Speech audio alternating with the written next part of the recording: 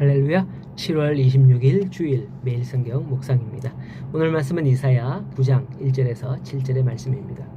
과거에는 개천에서 용이 났고 쥐구멍에도 볕이 뜰 수 있었습니다.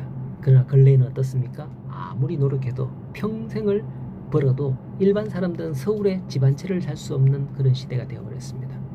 세상은 점점 빈익빈 부익부로 흘러가고 있는 것 같아요. 이렇게만 되면 참으로 절망에 빠져버릴 수밖에 없는 게 세상의 일입니다. 참으로 캄캄하고 암울한 시대이다. 우리 젊은이들이 지금 이 시대를 그렇게 생각하고 있잖아요, 사실은.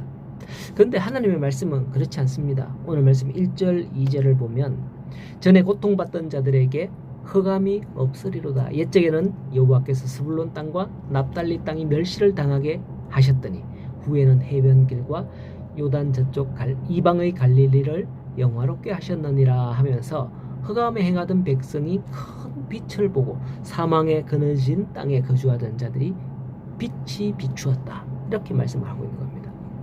전에는 이 지방이 흑암의 지역이자 고통과 압제와 멸시 가운데 있었던 곳인데 그 땅에 빛이 비치게 될 것을 예언하고 있는 말씀이죠. 아수르의 압제를 받고 있던 갈릴리 지역은 말 그대로 흑암의 고통 가운데 있었습니다. 우리나라도 일제 식민지 때 생각나잖아요, 그죠? 많은 것들을 수탈하고 어려움이 있었지 않습니까? 죄의 권세로 인해서 이 땅의 사람들은 아무런 구원의 소망도 가지지 못한 채 버려졌던 거예요.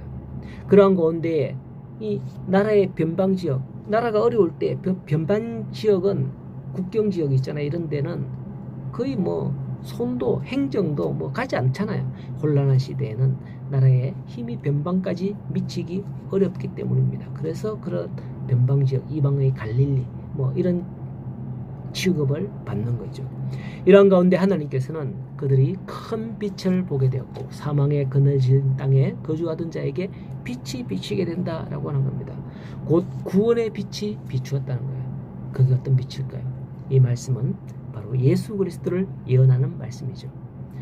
예수님께서 베들레헴에 나셨지만은 헤로드 왕을 피해 애굽으로 가셨다가 이곳 갈릴리에서 오셔서 자랐습니다. 30세 때까지 이곳에서 자라시고 30세 때에 공생애를 시작을 한 겁니다. 예수 그리스도는 예루살렘이 아니어서 구원의 소망을 가질 수밖에 없는 그 지역에 빛으로 오신 것이죠. 빛이 필요한 곳이 어디입니까? 당연히 어두운 곳이잖아요. 햇빛이 비치는 곳에서 등불을 들고 다니는 그런 사람은 우리가 뭐라 그래요? 빛은 어두운 곳에서 진가를 발휘하는 겁니다. 그러므로 빛으로 세상에 오신 예수님은 당시 흑암에 행하던 백성들에게처럼 바로 죄 아래에 있는 사람들에게 빛을 비추신 거예요. 바로 그런 장소는 죄 아래에 있는 사람으로 비유되는 거죠. 그러나 당시에 스스로 의인이라 생각하는 자들은 자신들이 빛 가운데 있다고 여겼기 때문에 예수님을 빛으로 인정하지 않는 어리석음을 드러내죠. 성경 요한복음은 이에 대해서 빛이 어둠에 비치되 어둠이 깨닫지 못하더라 라고 했습니다. 그에 반해 당시 어둠에 있던 죄인된 자들, 세리와 창녀들과 이런 죄인들은 예수님의 생명의 빛으로 오시자, 예수님께서 생명의 빛으로 오시자 그분께 나아가게 되었던 거죠. 이 말씀은 단순히 소외된 땅으로 언급되고 여기에 빛이 비추게 될 것이다 라고 예언을 하지만은 이 말씀에는 이런 의미들이 있는 겁니다. 버림받은 죄인들 또한 이 비유에 속한다는 거죠. 그러므로 우리 또한 빛 대신 예수 그리스도가 필요한 자들임을 알아야 합니다. 그렇기 때문에 하나님께서는 자신의 독생자를 이 땅에 보내셨죠. 6절에 이는 한 아기가 우리에게 낳고 한 아들을 우리에게 주신 바 되었는데 그 어깨는 정사를 메었고 그 이름은 기묘자라 모사라 전능하신 하나님이라 영존하신 아버지라 평강의 왕이라 할 것입니다 라고 합니다. 오실 분이 누구인지 여기에 분명하게 드러나고 있는 그런 예언의 말씀이 아닐 수 없습니다. 그리고 이 일을 위해서 하나님이 어떻게 하시냐 7절에 보면 만군의 여호와의 열심히 이를 이루리라 라고 합니다. 우리가 주세요 마세요 이것도 아닙니다.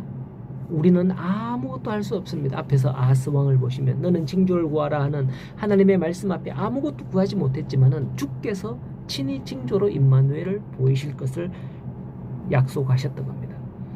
이와 같은 우리의 구원은 우리가 할 일이 아니라 하나님의 열심히 이 모든 일을 이루어 가신다는 거죠. 우리는 어떻게 해야 될까요? 이 사실을 믿고 아멘으로 받아들이면 되는 겁니다. 그럼에도 불구하고 이스라엘은 하나님보다도 당시에 다른 나라, 다른 세력을 더 의지했던 것을 지난 시간에서 볼 수 있었던 겁니다. 오늘도 여호와의 열심히 모든 것을 이루어 가실 겁니다.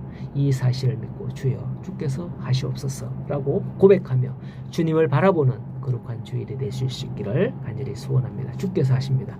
주님과 함께하는 우리 성도님들 되십시오.